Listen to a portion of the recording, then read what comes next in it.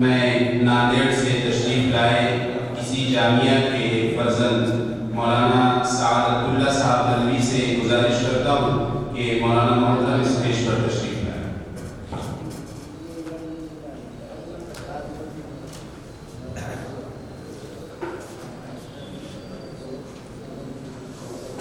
الحمدللہ کفا والسلام علی عبادہ الذین اصطفیٰ اما بعد۔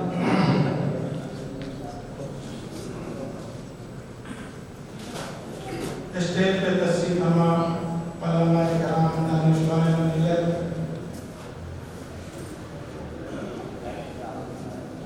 جامعہ کے فائزین، خصوصیت سے جو اولین فائزین ہیں، اساتذہ کرام، حاضرین نفیس، میری تقریباً سالہ سال کے بعد جامعہ حاضری ہوئی ہے اور یہاں آنے کی بار بار اشتیاق رہا، لیکن کچھ مشغولیات کی وجہ سے یا یہ کہیے کہ اللہ کا فیصلہ نہیں تھا کہ آج میں حاضر ہوا ہوں، لیکن آج میں جامعہ اسلامیہ کا شروع اور انتخابات میں حاضر ہو کر میں اس دور کو اور اس دور کی اس دور کے احاطے کو دیکھتا ہوں اور آج الحمدللہ بہت بدل گیا ہے اور ماشاءاللہ کام اتنا آگے بڑھا ہے جو میرے تصور سے بالا تھا، یعنی میں اتنا تصور بھی نہیں کرتا۔ میرے مطالعے کا جو عنوان ہے وہ میں نے تفصیلی لکھا تھا اور لیکن میں نے اس کو اختصار کیا ہے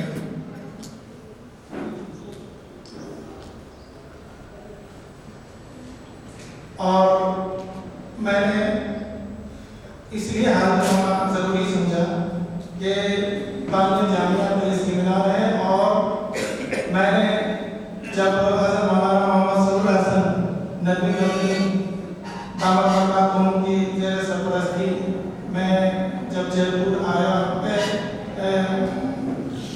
اورنگ آباد آیا اور میرا داخلہ یہاں ہوا اور سالسہ میں میرا داخلہ ہوا اور بانی جامعہ سے میں نے بار بار مصافحہ بھی کیا اور میں بار بار بیان بھی سنے ہیں، لہذا اس لیے بہت بکھرے انداز میں چند باتیں ہیں جو میں پیش کر رہا ہوں۔ مہاراشٹر کی عظیم و قدیم دستگاہ جامعہ اسلامیہ کا شروع اورنگ آباد کے بانی حضرت الحاج مولانا محمد سعید خان صاحب ان باکمال اور عبقری ہستیوں میں ہیں جن کے تذکرے کے بغیر مراٹھواڑہ کی دینی و ملی تاریخ نہ ہو پائے۔ اللہ رب العزت نے ان کو ایک ایسے ادارے کی بنیاد کی سعادت عطا فرمائی جس کی خدمات کا دائرہ وسیع بھی ہے اور متنوع اور بہت تفصیلات آ گئی ہیں۔ میں کچھ تفصیلات کے یہاں ذکر کرنا نہیں چاہتا اور میں اس کا موقع ہے، وسیع بھی ہے اور متنوع بھی، جس کا فیض ہندوستان ہی نہیں بیرون ہند بھی پہنچ چکا ہے۔ جامعہ روز بروز ترقی کی راہ پر گامزن ہے۔ جامعہ تاریخی مسجد کے احاطے میں قائم ہے جس کے اطراف 47 کمرے ہیں۔ میرے دور میں بس یہ کمرے تھے اور بقیہ جو بھی ہیں آج جس حال پر کھڑا ہوں یا جو اطراف کی عمارتیں ہیں یہ سب بعد میں تعمیرات ہوئی ہیں۔ میں نے جامعہ کے علمی ماحول اور باکمال اساتذہ سے اکتساب فیض کیا۔ جامعہ کے نظام و نصاب سے استفادہ ہی نہیں کیا بلکہ بانی جامعہ الحاج مولانا محمد سعید خان صاحب سے مجھے شرط ملاقات بھی حاصل ہے۔ مجھے وہ دن بھی یاد ہے جب علم و عمل کا یہ روشن آفتاب ہمیشہ کے لیے ہماری نظروں سے اوجھل ہو گیا۔ امت مسلمہ ایک باکمال و پرفیض شخصیت سے محروم ہو گئی اور میں نے پہلے کسی احاطے میں مصافحہ کیا उनका बयान सुना, लेकिन जब उनका सारे इंतकाल हुआ तो मैं उस जनाजे में भी शरीक था और ये हस्ती हमेशा के लिए इस दुनिया से रुखसत हो गई, लेकिन उनका फैज़ जारी हो सकती है। हासिल रहा है मुझको मुलाकात का शरफ, मिट्टी का एक चराग था सूरज से फैज़याब, बल्कि मैं दानिया जामिया के लिए अगर ये शेर पेश करूं तो ये शेर उनकी खिदमत की अक्कासी तो नहीं करता, लेकिन मैं कह सकता हूँ कि मेरे कारनामा के जितने सवाल थे वो उनके अंदर मौजूद थे। और हज़रत अलहाज मोहम्मद सईद खान साहब ने जामा मस्जिद में जब इदारे क़याम का अज़्म किया तो उन्हें कई रुकावटों मुखालफतों का सामना रहा। जामिया मराठवाड़ा का अव्वलीन इस्लामी और दीनी इदारा है जिसकी ज़रूरत उस दौर में महसूस की जा रही थी जब मुल्क आज़ादी हुआ था और पुलिस एक्शन से खौफ का माहौल तारी था, और वो खौफ का माहौल ऐसा तारी था जिसको एक मजदूर सिफत बुजुर्ग जामिया तशरीफ लाते थे और उस ज़माने के वाक़यात को बयान करते थे। ग़ालिबन उनका नाम मौलाना मकीन साहब था, इस तरह से जो जामिया वक़्त तशरीफ लाते थे। बर्बरियत और सफाकियत, कत्ल और खूनरेज़ी, खौफ और बेकसी के आलम में लोग ये इख्तिलाफ के शिकार हो रहे थे। मुल्क से हिजरत का माहौल अभी जो 47 से के पहले शुरू हुआ था वो अभी भी जारी था।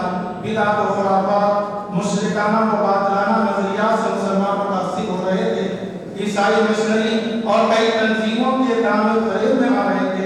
इन हालात में मौलाना सईद खान साहब ने मदरसा कायम किया। बानिया जामिया अलहाज मौलाना मोहम्मद सईद खान साहब की वलादत 10 ज़िलहिज्जा 1345 मुताबिक 10 जून 1927 को हैदराबाद तक करनी हुई।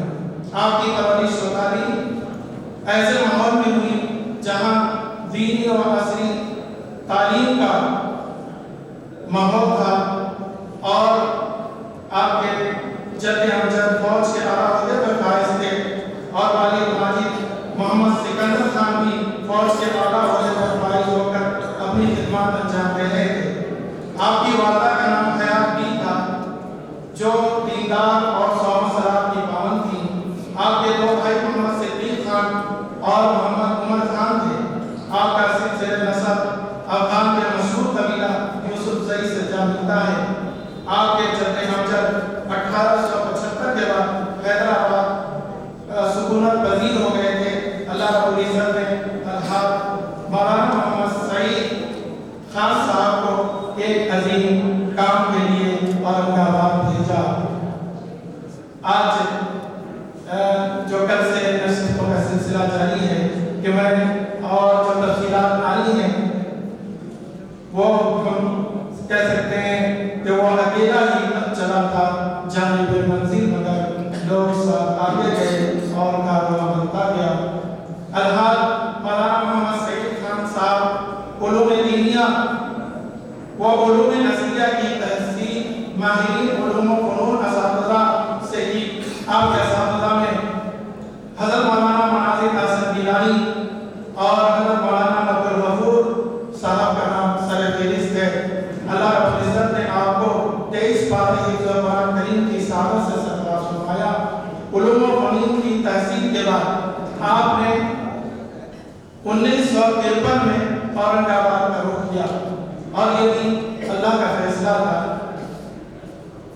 कुछ उनकी खिदमत के ताल्लुक से तफसीलात भी जिनको मैं इख्तिसार से पेश करता हूँ कि अलहाज मौलाना मोहम्मद सईद खान साहब उलूम दीनिया और असलिया के जामे थे और वो कई ज़बानों पर उनको अबूर हासिल था। दावत व तबलीग से वाबस्तगी के बाद मुल्क के मुख्तलिफ सूबों खुसूसियत से मराठवाड़ा में इल्म व दीनी व दावती व फलाही खिदमत अंजाम दी। کو آباد کرنے اور نئی مساجد کی تعمیر کے لیے جدوجہد کی، معاشرے کی اصلاح اور بدعت و خرافات کے لیے ہر ممکن قدم اٹھایا۔ آپ نے کئی ملکوں سعودی عرب، انگلینڈ، فرانس، آسٹریلیا وغیرہ کے دعوتی اسباب کیے۔ اللہ رب العزت نے آپ کو 3 مرتبہ حج کی سعادت بھی عطا فرمائی۔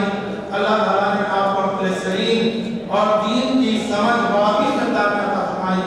آپ کی گفتگو میں سلاست و روانی تھی، آپ اپنی بات مؤثر انداز میں رکھتے اور دلوں کو متاثر کرنے میں کامیاب ہوتے تھے۔ آپ کی بات میں وہ قوت و تاثیر تھی کہ دل سے جو بات نکلتی ہے اثر رکھتی ہے، پر نہیں قوت پرواز کر رکھتی ہے۔ حضرت کی جو دعوتی خدمات ہیں ان میں یہ خصوصیت سے یہ مراٹھواڑہ اور یہ پورا مہاراشٹر میں سب سے پہلا دعوتی کام ہے کہ یہ میرے کارواں ہیں، یہ دعوت و تبلیغ کے، اور ان کے ذریعے ہی یہ کام آگے بڑھا اور الحمدللہ مہاراشٹر میں یہ کام بہت یہ کہیں کہ اعلیٰ پیمانے پہ ہے، یوں کہیں کہ وہ ایک اور صوبوں کے مقابلے میں بہتر کام ہے۔ حضرت مولانا محمد یوسف صاحب کاندھلوی، حضرت مولانا سید ابو الحسن علی ندوی رحمۃ اللہ علیہ اور حضرت مولانا منظور نعمانی رحمۃ اللہ علیہ ان کے دعوتی مزاج اور دعوت و تبلیغ کے سلسلے میں ان کی کوششوں کو سراہتے تھے۔ مولانا سعید خان صاحب کا بیان دہلی مرکز میں بھی ہوتا، کبھی لکھنؤ مرکز میں ہوتا اور کبھی مراٹھواڑہ کے اضلاع میں ہوتا، جامع مسجد اورنگ آباد اور دیگر مساجد میں اکثر بیان ہوتا۔ آپ کا جہاں کہیں بھی دعوتی سفر ہوتا، آپ کا دل نشین و مؤثر بیان ضرور ہوتا اور ہزاروں سینے منور ہو جاتے اور لوگ راہ راست پر آ جایا کرتے تھے۔ آپ کے ذریعے دینی بیداری آئی، بدعت و خرافات کا خاتمہ ہوا۔ 1959 میں شہر حیدرآباد میں آپ ہی کی کوششوں سے پہلا تبلیغی اجتماع ہوا اور بہت کامیاب ہوا اور کئی جماعتیں نکلی۔ جامعہ اسلامیہ کاشفالعلوم اورنگ آباد کی ایک بڑی خصوصیت یہ ہے کہ یہ تاریخی مسجد کے حد میں قائم ہے اور ایسے مدارس دنیا میں بہت کم ہیں جو تاریخی احاطے میں قائم ہیں اور جس کی تاریخ اتنی عظیم ہو۔ الحاج مولانا سعید خان صاحب جامعہ اسلامیہ کاشفالعلوم کو 10 شوال محرم 1378 مطابق 19 اپریل 1959 میں اس تاریخی جامع مسجد کے حاضر میں اورنگزیب کے تعمیر کردہ کمروں میں قائم کیا، جس کی تاریخ سنہرے حروف سے لکھے جانے کے قابل ہے۔ ملک عنبر نے جامع مسجد اورنگ آباد کی تعمیر 1561 میں کی، بعد میں اورنگزیب رحمہ اللہ نے اس میں توسیع کی اور 15 کمانوں پر مشتمل جامع مسجد بہت کشادہ ہو گئی اور اس کے اطراف میں اورنگزیب عالمگیر نے کمرے تعمیر کرائے۔ فتاوی عالمگیری کی ترتیب و تدوین یہی ہوئی۔ علماء کرام، مفتیان کرام اور اسلامی قوانین کے ماہرین نے اس کو مرتب کیا۔ اورنگزیب عالمگیر کمرہ نمبر 3 میں بیٹھ کر اس کی مراجعت فرمایا کرتے تھے۔ سالہ سال کے انگریزی اور تحقیق و جستجو کے بعد فتاوی عالمگیری کی ترتیب و تدوین پائے تکمیل پر پہنچی۔ آج بھی فتاوی عالمگیری کو مرجع کی حیثیت حاصل ہے اور دنیا کی تمام لائبریریوں میں اور فقہ و فتاوی کی تمام لائبریریوں میں، بلکہ فقہ و فتاوی سے تعلق رکھنے والے تمام کی لائبریری میں یہ کتاب اور یہ فتاوی عالمگیری ضرور موجود ہے۔